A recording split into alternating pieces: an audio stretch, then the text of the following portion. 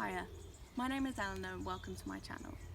This week is Mental Health Week, so I've decided to start a new series where I'll be reading stories that are based around caring for your mind.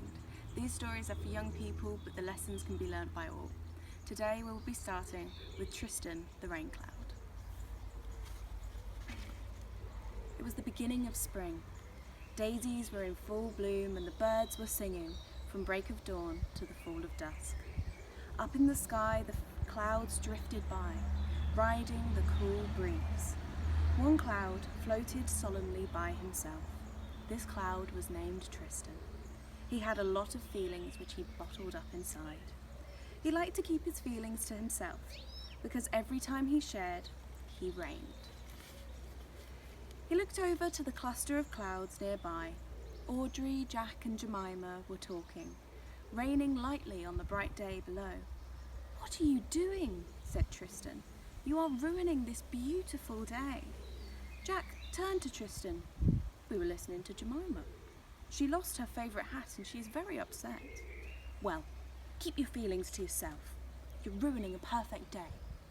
Tristan then floated away in a huff, thinking Jemima was selfish for sharing. A gust of wind then blew Tristan amongst very tall trees, breaking him into pieces. Tristan was angry, frustrated. He wanted to rain, he wanted to scream, but instead he collected himself together and kept his feelings hidden. Tristan had become grey with this turn of events. As he floated on by, a seagull flew straight into Tristan's face. Whack! "Watch where you're going," yelled Tristan at the seagull, as he turned an even darker shade of grey. He wanted to rain. He wanted to cry. But instead, he kept his feelings to himself.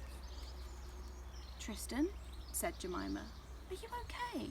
You look grey, miserable." "Fine," replied Tristan. "I don't want to talk about it." The sun, who had been watching all of this, beckoned Tristan over. "Tristan, it's okay to talk about your feelings head on. It helps solve the problem.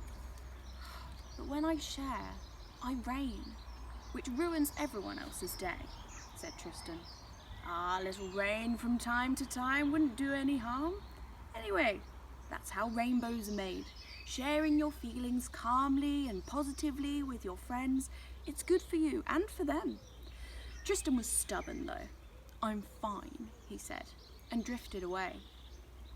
The night time came and went, and Tristan woke up the next day feeling grumpy. He couldn't quite figure out why. He was just agitated, frustrated, and greyer than ever.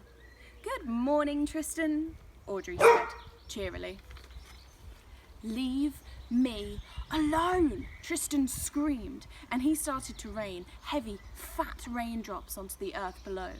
With Tristan's rage, thunder, lightning, intense winds collided together to create the most immense storm.